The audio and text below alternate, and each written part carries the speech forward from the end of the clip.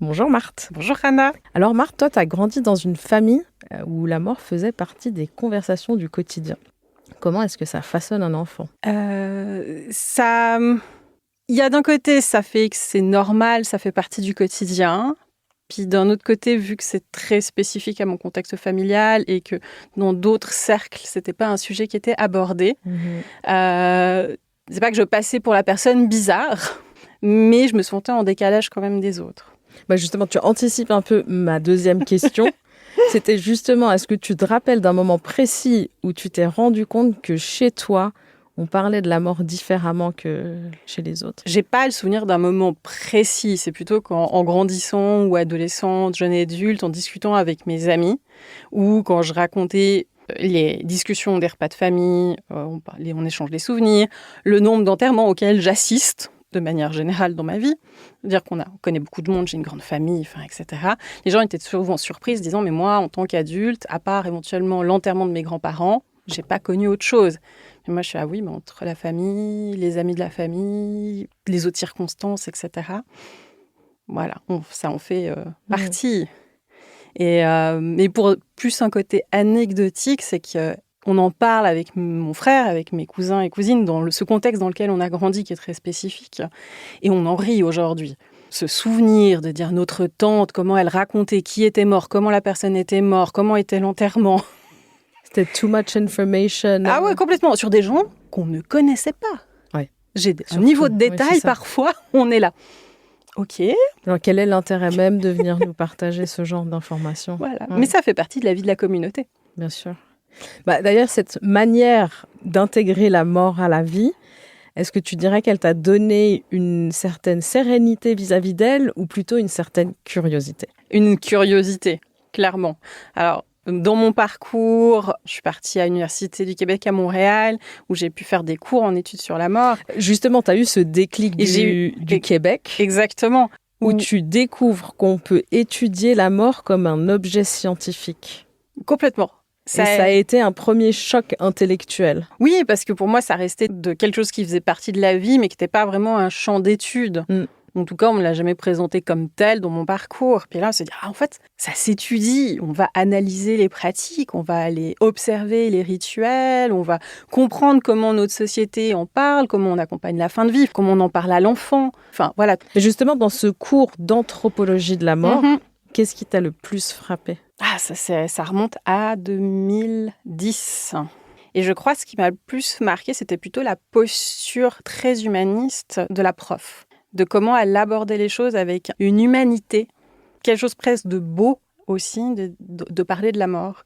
Et que c'est pas un sujet tabou, que c'est pas un sujet négatif, mais dans ce côté où ça revient, ça fait partie de la vie. Justement, donc les Québécois parleraient-ils de la mort de façon plus libre, de façon plus désacralisée que nous ? Je suis pas sûre.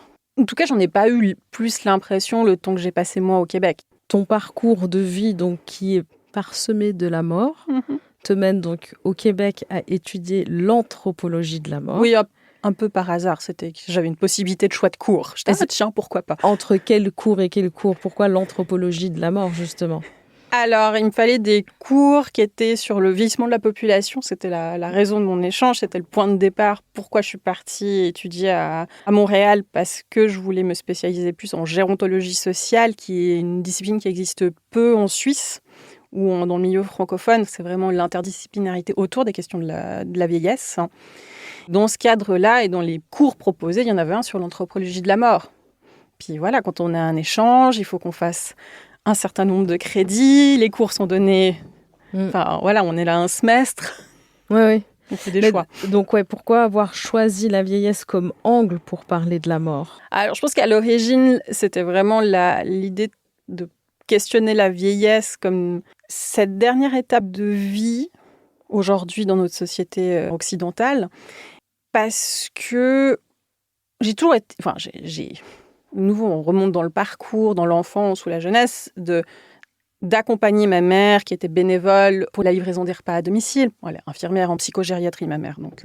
Mais voilà, de l'accompagner, bien sûr, de l'accompagner voir ma grand-mère, de se questionner comment on vieillit dans nos sociétés occidentales avec des générations, je pense qu'il y a plutôt 15 ou 20 ans en arrière, qui ont connu quand même les grandes évolutions du XXe siècle, les grandes évolutions aussi de santé, de société, les chocs économiques, les changements au niveau des assurances sociales, du système de retraite, donc avec un pouvoir économique à la retraite plus ou moins inégalitaire. Ça dépend bien sûr des parcours. Et je veux dire, il y a tout d'un coup une diversité des possibles qui se présentent à l'âge de la retraite. Il y a du temps à disposition, il y a des moyens financiers, mais il y a une fin de vie qui s'éloigne. Et qu'est-ce que ça veut dire de mourir très très âgé ? En institution souvent. Dans tes études, tu as aussi travaillé un peu plus spécifiquement sur l'avis de décès. Qu'est-ce qui te mène en fait à te diriger vers l'avis de décès, vers l'annonce ? Et qu'est-ce qui a changé depuis ? Quand est-ce qu'ont été les premières annonces ? Comment elles ont été faites ? Comment est-ce qu'on annonçait la mort ? Et comment est-ce que ça a évolué donc avec le temps ? Alors comment moi j'y viens déjà à l'avis de décès ? Premièrement, effectivement, je viens du Valais. Alors c'est caricatural comme je vais le dire, mais en fait ça se présente dans beaucoup de contextes suisses, en Allemagne, en Autriche, je pense que ça a été analysé. On commence souvent par lire le journal par la fin, c'est-à-dire la page des avis de décès. D'accord, donc les avis de décès étaient toujours à la fin. Ouais, sont toujours, en tout cas, dans les journaux d'origine catholique. Il y a vraiment cette idée, on commence par lire par la fin quand même pour voir les informations de qui est décédé dans la région. Mais c'est propre, j'ai envie de dire, si on est en Suisse, ça va être propre au Valais, au canton de Fribourg, parce que dans le 24 heures ou la Tribune de Genève, les avis sont dans la rubrique locale, donc c'est-à-dire plutôt au milieu du journal. Oui. Alors ça, c'est un des éléments, quand je commence ma thèse de doctorat, ou que je dois réfléchir à un sujet, je suis assez claire avec mon directeur de thèse en disant, voilà, moi, je veux travailler sur la vieillesse et la mort. Donc, c'est un peu vaste quand même. Puis, lui m'oriente en disant, mais ça serait intéressant quand même, au vu du transfert, on ne meurt plus à domicile, mais on meurt maintenant dans des institutions, que ce soit à l'hôpital ou en EMS, de questionner qui on remercie par rapport à cet accompagnement de la dernière étape de vie. Dans l'avis de décès. Ouais, dans la vie. Et tu retrouves en fait des remerciements dans les avis de décès. Soit au moment de la publication de l'annonce de la mort de la personne, soit une fois qu'on a eu les funérailles où on remercie tout le monde, ça va du médecin généraliste aux soignants de l'hôpital, aux pompes funèbres. Ça, c'est le point de départ. Donc, je commence à récolter mes données. Je récolte les avis qui sont publiés à la fin des années 2000 dans le Nouvelliste et la Tribune de Genève. Puis ça, je réalise en fait la richesse du contenu. Il y a les remerciements, mais en fait, ça dit plein d'autres choses, de comment on parle de nos défunts, de comment la famille se présente, etc. Et pour comprendre comment ces avis sont construits dans la presse d'aujourd'hui, je suis un peu remontée dans le temps. D'accord. Pour dire d'où ça vient. Et c'est quoi le temps dans lequel tu es remontée ? En fait, je suis remontée jusqu'au Moyen-Âge. En Suisse. Au milieu, on va dire, Europe de l'Ouest. De l'Ouest. Jusqu'à nos jours. Mm-hmm. Et qu'est-ce que tu remarques ? Comment ça a évolué ? Ça a évolué. Il y a un continuum dans le temps. C'est-à-dire que ça va évoluer en lien avec notre rapport à la mort, d'une part. La professionnalisation des métiers de la mort. Qui sont ? Alors, on va passer du crieur du Moyen-Âge aux pompes funèbres. Mais il y a un chemin entre le crieur et les pompes funèbres. Donc, le crieur, il faisait quoi au Moyen-Âge ? Il se baladait dans la ville et il annonçait le décès de XY. Oui, il était généralement payé pour le faire. Et il annonçait les morts de tous les individus de la société ? Non, c'était qui le payait. Donc, on avait plutôt la noblesse quand même, la bourgeoisie. Puis on voit que la profession, elle est même réglementée à la fin du XIIIe siècle. Ils deviennent les jurés-crieurs. C'est comme ça qu'on va les nommer. Et ensuite, on a un des troisièmes aspects, donc notre rapport à la mort, la professionnalisation, ça va être la modernisation plutôt technique, c'est-à-dire l'arrivée de l'imprimerie. En fait, on va passer des annonces orales à commencer à faire des placards, donc des annonces écrites qu'on va placarder et lire à la fois, parce que les gens ne savent pas nécessairement encore tous lire à l'époque.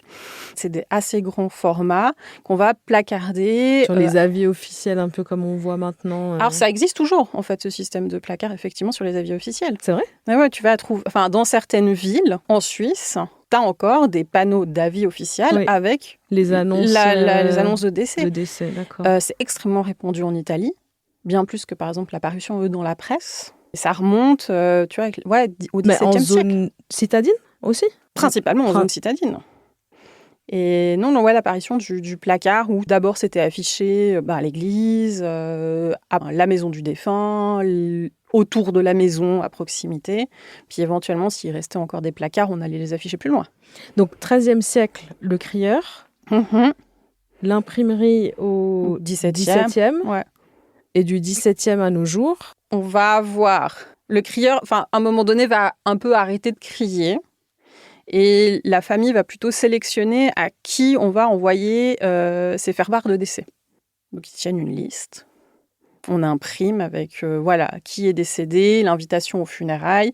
Puis là, c'est toujours en fait le juré-crieur et t'as un nouveau professionnel qui arrive qui s'appelle le semoneur. Et eux vont faire en fait la tournée selon indication. Ça, c'est vraiment dans les contextes citadins où les gens sont payés. Dans les contextes plus ruraux, tu vas aussi retrouver ce phénomène, mais c'est plutôt le voisin qui va s'occuper d'aller distribuer les billets pour annoncer le décès d'une personne dans la vallée.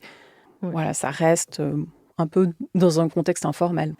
Et on va dire, tout le 17e, partie du 18e, ces billets de faire-part de décès ont des contenus et formes un peu aléatoires. Chacun va le remplir un peu comme il veut, etc. Puis c'est au fur et à mesure du 18e que les formats vont commencer déjà à se standardiser. Puis il y a un autre système qui va apparaître, mais plutôt à la fin du 18e, début 19e, c'est des faire-part à trous, on va dire ça comme ça. Qu'on peut acheter dans un bureau de tabac ou chez un commerçant, où là, il y a tout le texte qui annonce le décès. On n'a juste plus qu'à mettre le nom de la personne décédée, le lieu et la date des funérailles, puis on peut nous les envoyer. Donc ça coûte moins cher que de faire appel à un juré-crieur. Ok. Donc ça évolue assez vite entre le 17-18e, ouais. Tandis que du 13 au 17e, on garde encore... on a plusieurs pratiques. Oui, bien sûr. Tout, quoi. Mais l'évolution, en fait, va évoluer plus vite dès lors qu'on s'approche du monde contemporain. Exactement, et qu'on s'approche du 19e. Et les premiers avis de décès vont être publiés au 19e siècle. Dans les journaux. Dans les journaux, mais ça fait... Donc, il y a l'histoire de la presse qui va avoir, en fait, dans l'avis de décès, une ressource financière au même titre que l'annonce publicitaire. Et on est vraiment sur le même schéma économique derrière. Et ça va se retrouver sur les mêmes pages. Voilà, ça c'est début du 19e, 1830, 40 en France. Mais le système d'envoyer les faire-part aux familles, aux proches, etc., par papier, vont continuer tout le 19e. Puis en fait, le 19e va beaucoup aussi se codifier au niveau des textes de contenu, mais ça c'est via ces magnifiques ouvrages de savoir-vivre. Voilà. D'accord. Donc les ouvrages de savoir-vivre, ils émergent au 19e siècle. Ok. Voilà, où c'est vraiment, en fait, la bourgeoisie explique au peuple comment est-ce qu'il faut faire les choses. Exactement. Et dans ces ouvrages de savoir-vivre, c'est tout expliqué sur comment tu annonces un décès.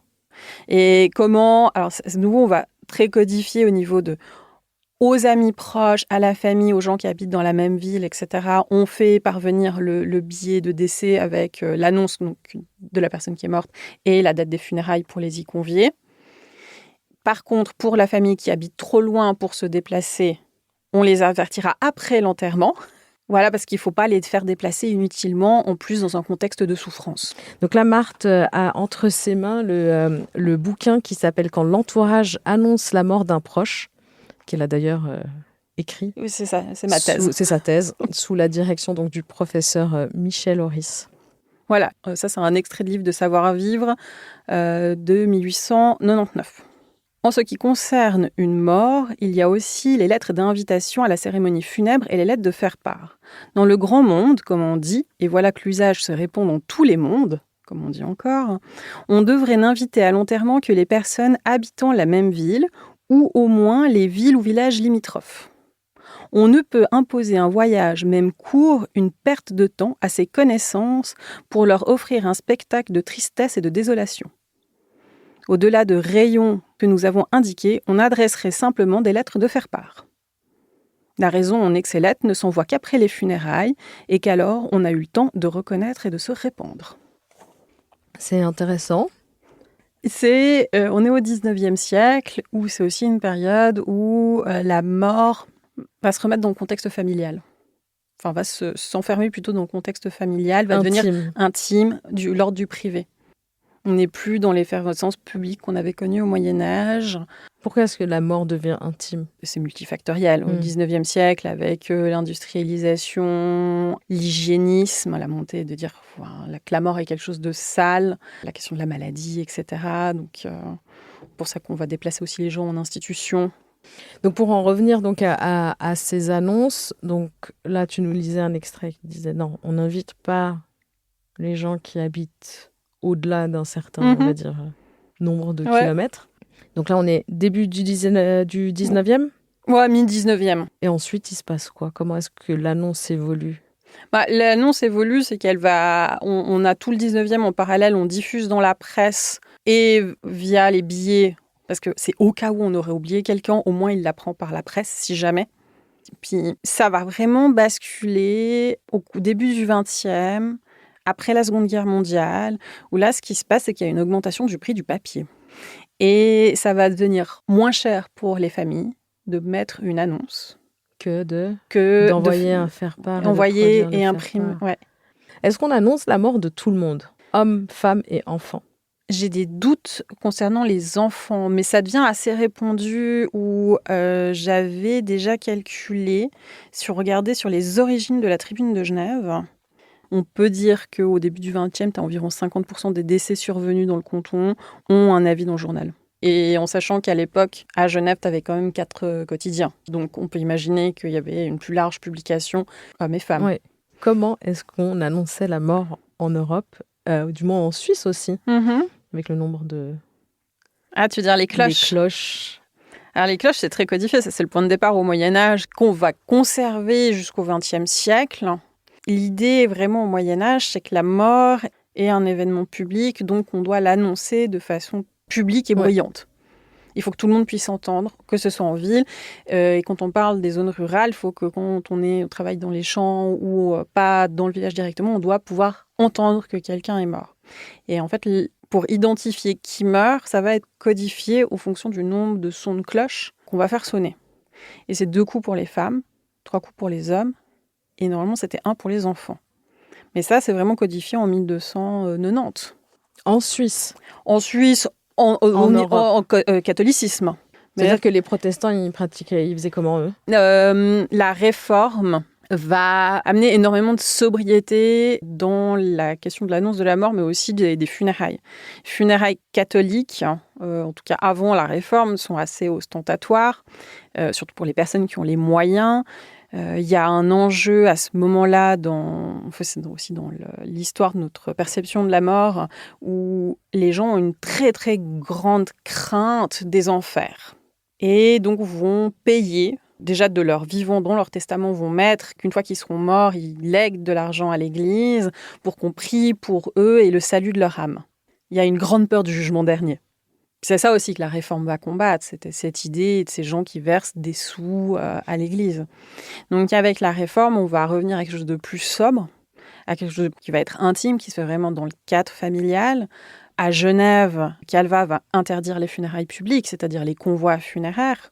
C'est pour ça que, par exemple, Calvin, on ne sait pas où il est enterré, parce que lui-même ne voulait pas de funérailles publiques. Donc la mort, c'est comme si à un moment donné, on avait décidé que la mort ne faisait plus partie de la vie ?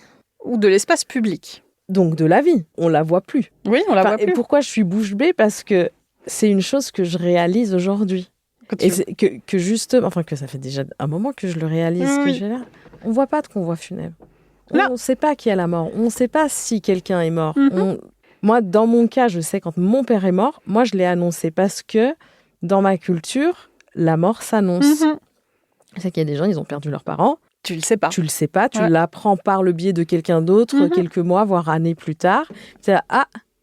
Et puis c'est vrai que d'un coup, je me suis même moi posé la question vis-à-vis de ma propre annonce. Est-ce que c'était trop ou pas ? Enfin, pas le ou pas, mais est-ce que finalement, est-ce que c'était trop ? Est-ce que c'était trop de contacter des gens et leur dire « Ah, mon père est mort ?» J'ai envie de te répondre non, parce que je trouve que c'est important de l'annoncer aussi dans un processus du deuil par lequel on passe. Mais c'est propre à des contextes protestants. et urbain. Genève a été très marquée. C'est fou, tu penses Calvin, ces décisions-là, c'est le milieu du XVIe siècle. Et je crois que c'est au XIXe où ils vont autoriser de nouveau les convois funéraires pour les catholiques. Comment est-ce qu'on a déterminé et défini le nombre de sons de cloche selon le genre ? Je te lis l'extrait Vas-y. qui explique ceci. C'est l'évêque de Mende, qui s'appelle Guillaume Durand, qui a écrit ceci en 1275 pour expliquer justement le code des sons. Donc, quand quelqu'un meurt, on doit sonner les cloches afin que le peuple entendât cela, prie pour lui. Or, on sonne 2 fois pour une femme parce qu'elle a trouvé sur terre la douleur et le mépris. Car, premièrement, elle a rendu l'homme l'ennemi de Dieu, et en second lieu, parce qu'elle ne fut pas bénie dans la postérité. Mais on sonne 3 fois pour un homme parce que la Trinité a été trouvée dans l'homme. Car premièrement, Adam fut formé de terre, ensuite la femme d'Adam, enfin l'homme fut créé de l'un et de l'autre, et ainsi il y a la Trinité. Et la suite du texte définit si c'est un clerc qui décède. Voilà. Et pour l'enfant, on ne sait pas pourquoi Non, on ne sait pas. Ça me choque. Je suis contente que ça n'existe plus. Non, ça n'existe plus. Enfin, on ne sait jamais, il y a peut-être encore des endroits où non, c'est pas. Non, alors dire que je suis contente que ça n'existe plus, c'est pas ça. C'est plus que ça n'existe plus pour sa connotation. Mais je trouve que c'est dommage, au contraire, que qu'on ne l'annonce pas, que la mort, elle ne fasse justement plus partie de ce quotidien qui, justement, me donne cette impression qu'on vit dans une société qui invisibilise la mort au point de parfois même penser que nous sommes immortels. Je te répondrais que ça dépend beaucoup des contextes dans lesquels on évolue. Oui, une ville comme Genève, bien sûr. Oui, bien sûr, je parle spécifiquement de Genève. Bien sûr, comme je te parlais de Calvin avant, on voit qu'on a été marqué par la posture du protestantisme, du calvinisme, qui est encore quand même une forme de protestantisme plus stricte, oui. Même si aujourd'hui, la majorité de la population genevoise est catholique. Mais les élites restent protestantes. Donc, en fait, tu as un système qui fait qu'on baigne encore dans cet univers-là. Mais alors que quand tu vas justement plus dans les zones, on va dire, plus rurales, que ce soit protestant ou catholique ou en région catholique, c'est déjà un petit peu différent.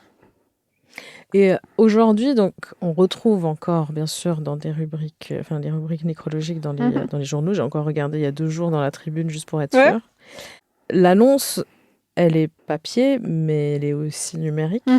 Est-ce qu'il y a une codification de l'annonce de l'avis de décès numérique ou pas? C'est assez, on va dire, abstrait, aléatoire. Avant de répondre à ta question, je dois dire que l'avis de décès dans le journal est codifié, puis est codifié de la même façon que l'étaient les billets, les faire-part de décès. Les faire-part de l'époque, oui.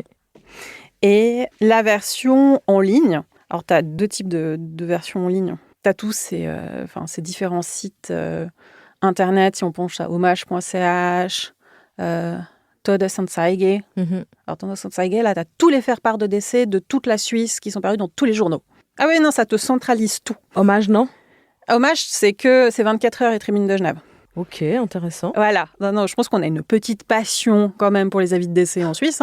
T'as décès.ch aussi, t'en as plusieurs. Mais Todesanzeige, je pense qu'il existe depuis une dizaine d'années. Mais alors, tu dois juste mettre ton adresse mail pour dire quelle région tu veux pouvoir consulter. Et puis c'est bon. Ok. Donc là, en fait, t'as vraiment, c'est le format de l'avis de décès du journal, du quotidien, qui reproduit tel quel. Puis après, tu peux avoir les annonces de décès via d'autres voies numériques, que ce soit, est-ce que c'est les envois par mail ou sur des plateformes type Facebook, Instagram, etc. Et là, ce que je lisais dernièrement sur justement la publication en ligne, on retrouve les mêmes schémas d'annonces. En fait, on voit qu'il y a un transfert de l'existant sur un nouveau support. C'est le support qui change. C'est le support qui change, mais comme on est passé des billets imprimés ou des placards à la vie dans le journal à la vie en ligne. C'est du cri au silence, en fait. Ouais. Et on veut même silence. On silence la mort, au final. On ne l'annonçons plus de façon orale. On ne la crions plus. Même avec les cloches. Hein.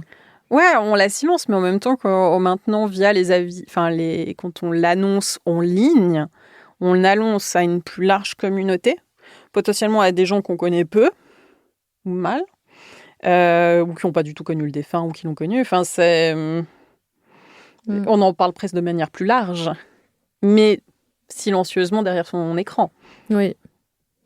Est-ce que, en faisant ta thèse, c'était spécifique à l'Europe, mais est-ce que tu as regardé un peu comment ça se passait ailleurs? Alors, les avis de décès, tu les trouves dans beaucoup de cultures. Les annonces plus que l'avis, mais l'annonce. Ouais, alors l'annonce moins. Je me suis plutôt vraiment intéressée au support écrit de l'avis, où tu vas le retrouver dans la plupart des journaux. Aux États-Unis, en Amérique du Nord, mais ça existe aussi dans les zones hispanophones. Il y a beaucoup de travaux en Turquie. Un auteur qui s'est pas mal intéressé sur le sujet dans les journaux turcs. C'est assez large et les formats dépendent des contextes. Par rapport d'ailleurs à l'avis, qu'est-ce qui est écrit? Comment est-ce que c'est écrit? Et d'ailleurs, même dans les avis, l'annonce n'est pas faite de la même façon si c'est un homme ou si c'est une femme. Si c'est une maladie ou pas une maladie, si c'est la vieillesse ou pas la vieillesse. Comment est-ce que justement le choix des mots se fait dans ces avis? Alors, tu le dis assez bien, on va le faire en fonction du genre, du type de décès, du contexte familial, etc. Quand on les lit de premier abord, on ne pense pas que c'est autant une forme de codification. Les gens le font a priori inconsciemment et parfois en représentant certains modèles. Tu as l'idée de la mort légitime ou illégitime, déjà. Quel est l'âge légitime du mourir? Qui décide de l'âge? C'est un petit peu une norme, c'est la moyenne. On se dit, maintenant, l'espérance de vie, elle est à 85 ans. Ok, donc on se base sur cette espérance. On se base plutôt sur cette espérance de vie-là. Puis de se dire, tout ce qui se produit avant n'est pas légitime et injuste. Et donc, tu vois, ça fait quand même une grande marche. On a souvent pensé que c'était avant 60 ans, cette mort injuste, ou les morts des jeunes adultes, la mort de l'enfant, qui pourtant était la mort normale il y a encore 3-4 siècles en arrière. La mort de l'enfant? Ouais. Pourquoi? Parce que c'était là que tu avais quand même une des plus hautes probabilités de décès, c'était entre 0 et 5 ans. Puis une fois que tu passais en gros le cap du 0-10 ans, 0,5, après tu avais une espérance de vie qui allait jusqu'à 40-50 ans. Donc voilà, ça c'est... ou bien de mourir d'un accident. Les morts subites. Inattendues. Ça, il faut le manifester, on le dit, qu'il y a eu un accident, on va justifier, on explique. On dit quoi? Est parti subitement. Donc c'est justement en lisant tous ces avis de décès que tu as donc constaté ces codifications. Oui. Mais que tu as aussi noté des petites nuances selon si l'homme s'est battu contre la maladie. Voilà, c'est quoi ces nuances justement que tu as pu... T'as plus un vocabulaire guerrier quand il s'agit de l'homme. Il s'est battu, on va justifier, il a eu une maladie, est-ce qu'il a été fort face à la maladie?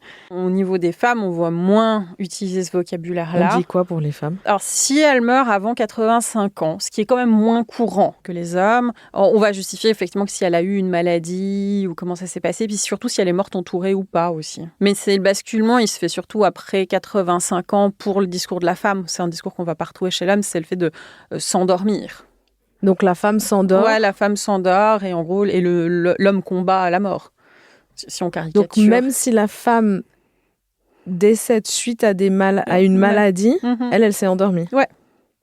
Non, mais il y a clairement un effet de genre qui est lié à un effet d'âge. Mais même statistiquement, tu vois que l'effet de genre domine au niveau du choix du vocabulaire. Mais en plus, dans les avis de décès, ça c'est beaucoup perdu. La femme est invisibilisée souvent. Tu vas avoir Madame Arthur quelque chose. Puis t'as là, en fait, ils ont mis le nom de son mari qui est déjà mort, probablement, tu sais pas depuis combien d'années. Madame Arthur nanana, née. Ouais, nanana. Exactement. Jusqu'à la mort, elle est rattachée à. Oui. Donc, on en était travailler sur les avis de décès. Oui. Qu'est-ce qui t'a le plus interpellé? Ce qui m'a le plus interpellé. D'une part, c'est plutôt une mise en scène de la famille que du défunt. C'est la famille qui se présente à la communauté. Elle a comme excuse qu'il y a quelqu'un qui est mort. Mais voilà, donc c'est elle qui se met en scène et puis qui décide comment elle se met en scène. Et on revoit tout le système hiérarchique familial qui apparaît. Alors, parfois, tu peux avoir tu as le mari ou la femme d'abord, les enfants, éventuellement leurs conjointes, petits-enfants, les autres membres de la famille, etc. Ça montre une structure, on va dire, normée de la famille. Tu as une invisibilisation des situations de divorce, de séparation, de remariage dans ces avis-là. C'est rare que tu aies un ex-conjoint qui soit mentionné, que ce soit de la personne décédée ou d'un des enfants, par exemple, ce qui est quand même relativement courant dans nos sociétés actuelles quand on pense au taux de divorce, qui est quasi 50% de la population. Donc, si j'ai bien compris, en gros, si donc la belle-mère décède, enfin l'ex-belle-mère décède, dans la vie de décès, il y a son fils, ses petits-enfants, mais il n'y aura jamais l'ex-femme. La mère des... À quelques exceptions oui, près, bien toujours, sûr, mais dans la grande majorité, non. Alors qu'elle a fait quand même partie de la vie de... Il y a des petits-enfants qui découlent de cette union, mais on ne l'inclut pas dans le... Ok. C'est pour ça que je te dis qu'on est dans des représentations super normatives. Donc justement de la mise en scène... Voilà, parce que en fait, la question qui suivait, c'était est-ce que tu dirais que ces avis sont un miroir fidèle de notre rapport collectif à la finitude ou au contraire une mise en scène ? Il y a un bout de mise en scène des familles, mais en même temps, c'est aussi intéressant de voir comment on parle du décès. Du décès ou du défunt ? Alors, du défunt, on parle peu de lui. Ce qu'on va découvrir de lui, alors c'est sa famille, bien sûr, et éventuellement comment il est mort, indirectement, où il est mort. Et alors ça va beaucoup plus fonctionner en tout cas dans le Nouvelliste ou dans la Liberté, enfin dans les journaux de région catholique, même pas que, parce que c'est vraiment une spécialité suisse aussi accessoirement. Tous les autres avis qui vont concerner la personne décédée. C'est-à-dire si elle était dans une association, son ex-employeur, etc., etc., ça prend... ça prend une grande place en fait dans les avis publiés dans les journaux en Suisse. C'est très spécifique à la Suisse. C'est vrai que j'en ai déjà vu pas mal. Moi, je me souviens, enfin, c'était à l'époque, c'était en 2002, je crois, je sais plus. 2001, je crois. Non, 2001. Pareil, on avait perdu un ancien collègue, enfin, c'était à l'époque, au McDo quand on était étudiant. Le McDo a fait la vie de décès pour notre collègue. Donc non, c'est très suisse. Et la photo, d'ailleurs ? La photo, ça dépend des journaux, mais tu vas plus le retrouver nouveau dans les journaux de canton catholique. La Tribune de Genève, c'est quasi inexistant. 24 heures, ça dépend d'où vient la personne. Après, il ne faut pas oublier que souvent, la photo a un coût supplémentaire. Aujourd'hui, je ne sais pas comment sont faits les calculs, mais à l'époque, par exemple, le Nouvelliste, tu payais en fait la taille de l'encart, quel que soit ce que tu mettais dedans, entre guillemets.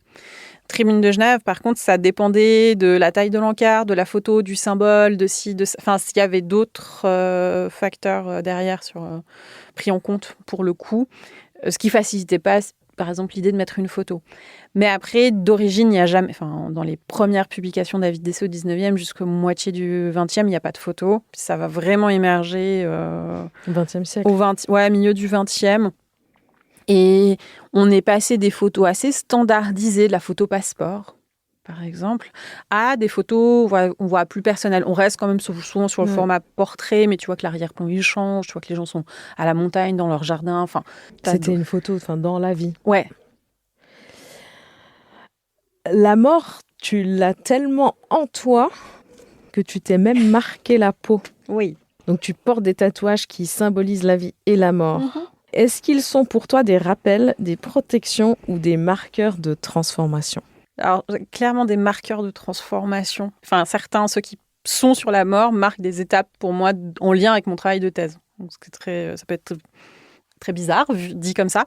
Mais le premier, je l'ai fait au début de ma thèse, en 2012. Et je me suis directement fait tatouer un crâne mexicain avec des fleurs de cerisier sur la cuisse. Pourquoi fleurs de cerisier ? C'est la symbolique en fait de la fleur de cerisier qui justement fait plutôt écho au chemin de vie versus le crâne. D'accord. Voilà. Et le crâne mexicain, c'était lié aussi à mon cours d'anthropologie sur la mort à Montréal où on en avait parlé, où l'assistante de la prof était d'origine mexicaine et nous avait tous et toutes offert des crânes en sucre. Alors pas à manger, justement, décorés. Et elle nous avait donné partagé un peu de sa culture. Puis ça m'avait aussi très intéressée de voir comment la mort était célébrée et comment on gardait contact avec ses défunts. Et voilà, c'était un peu le premier marqueur. Puis après, je me suis dit, bon, le prochain, ce sera quand tu auras fini ta thèse. Donc j'ai attendu. Ouais. Donc 6 ans plus tard. Ouais, c'est 6 ans plus tard. Et là, il y a 2 éléments dans ce tatouage qui est dans le dos. C'est des coquelicots à différents stades de vie. Donc vraiment de la graine à la fleur qui pousse et qui repart après en graine. D'une part, le coquelicot, c'est vraiment la fleur des défunts de guerre, souvent. C'est celle qui va être... On va avoir ces couronnes, ces fausses couronnes de coquelicots sur les tombes du soldat inconnu. Mais c'est aussi en termes de fleurs, c'est une qui a le plus de capacité justement à toujours repousser par elle-même. Voilà, qu'elle refait ses graines, qu'elle repousse l'année suivante. Elle a une assez courte durée de vie, mais... Et qui était liée à un texte... Pour finir, je me suis retrouvée qu'avec 3 mots parce que le texte était trop long à tatouer. Le texte vient d'un livre écrit par un biologiste qui s'appelle Le sexe et la mort, où voilà, on parle vraiment de questions de genre de la mort de la cellule et de la reproduction de la cellule aux questions plus sociétales, plus larges dans le livre. Et sur le 4e de couverture, il était écrit une phrase qui était « Naître, se reproduire pour ne pas mourir et mourir pour laisser les autres se reproduire ». Et cette phrase m'a beaucoup parlé. Elle a 2 dimensions. Il y en a une, effectivement, qui est liée à l'évolution biologique. C'est-à-dire, c'est parce qu'on a des cellules qui se reproduisent, qui meurent, qu'on a cette évolution-là au niveau de l'humain, à quelque part. Mais dans son livre, il en parle aussi d'une façon sociétale. Et de dire, c'est parce qu'on meurt, nous, en tant qu'êtres humains, qu'il y a des gens qui arrivent avec de nouvelles idées, on l'a laissé, vu que nous, on est mort avec nos vieilles idées, on a laissé la place à ces nouvelles idées qui peuvent émerger, qui peuvent faire évoluer. Et c'est comme ça qu'en fait, le changement sociétal se met en place et qu'on peut aussi innover. Et c'est ça que j'ai trouvé très porteur dans cette croyance-là de la finitude, de dire, mais en fait, pourquoi est-ce qu'on meurt aussi ? Parce que c'est la seule certitude qu'on a dans notre vie. Et on sait que ça va nous arriver, contrairement à ce que pensent quelques manias de la tech. C'est parce qu'il y a d'autres choses qui arrivent après, il y a d'autres idées, il y a d'autres transformations et qu'il faut laisser de la place à ça. Donc, de ce Moyen-Âge à aujourd'hui, et spécifiquement aujourd'hui, comment ce regard anthropologique continue-t-il à te suivre dans ton quotidien ? Tu dis lire encore les avis de décès. Qu'est-ce que tu y cherches encore aujourd'hui ? Alors, les avis de décès, je les lis encore parce que je suis curieuse de savoir comment ils évoluent. Et s'ils évoluent encore aujourd'hui. Je pense que ça s'individualise ou ça se personnalise un petit peu plus. Un peu une question plus absurde qu'utopiste, mais si aujourd'hui tu devais reprendre le lead sur les avis de décès, comment est-ce que tu les constituerais ? Alors, je ne sais pas si c'est moi qui les constituerais, mais je pense à un employé de pompe funèbre, ou directeur de pompe funèbre, en Valais, qui avait la particularité, parce qu'il connaissait bien les personnes qui décédaient, souvent il ajoutait quelques mots personnalisés sur la personne qui était décédée dans le faire-part. Voilà. Mais ça, c'était vraiment lui qui le faisait, puis c'était connu dans la région. Enfin, lui est décédé il y a quelques années, donc ça ne se fait quasi plus.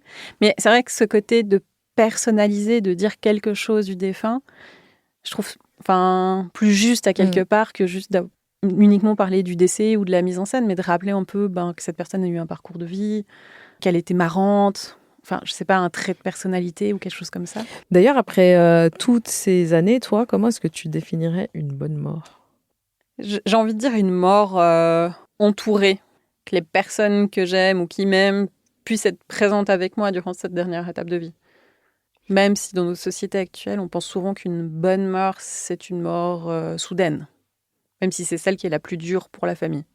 Celle où tu as moins souffert, toi, en tant que futur mort, en fait. Exactement. C'est l'angoisse de l'agonie. Justement, qu'est-ce que tu aimerais que les gens osent dire, faire penser davantage autour de la mort ? C'est directive anticipée. Je suis très pratico-pratique en disant ça, mais je pense qu'il y a un vrai enjeu de savoir quels soins ou pas on veut recevoir en cas d'accident ou Si on est malade, c'est autre chose, parce qu'on a l'espace pour le parler avec le médical.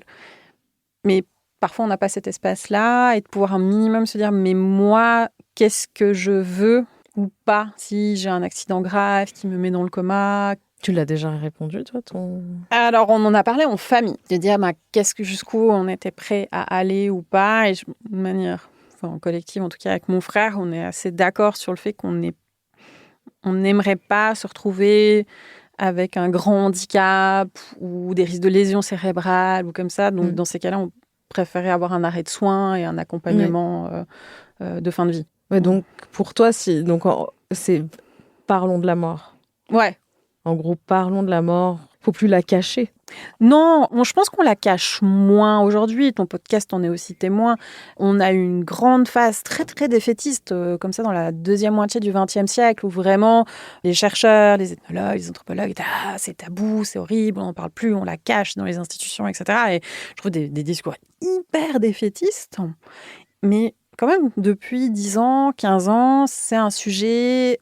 Alors, bien sûr, tu as l'effet publicitaire avec des entreprises qui te disent comment faire déjà organiser tes funérailles, qui placardent leurs affiches. Mais tu regardes la ville de Genève, enfin les pompes funèbres de la ville de Genève organisent quand même beaucoup d'événements publics autour de la mort. Je pense qu'il y a... On bouge, on cherche. On est surtout en recherche de savoir comment on veut en parler aujourd'hui, comment on veut la ritualiser hors du cadre religieux judéo-chrétien, parce qu'on a besoin de ces rituels et on est dans cette phase un peu de tâtonnement. Donc là, si tu devais résumer en quelques mots ton rapport à la mort. Je sais pas, ça fait partie de pas de ma réflexion quotidienne, ça serait pas exact, mais ça fait partie du fil conducteur de ma vie. De nos vies. De nos vies. C'est là. On sait que c'est là.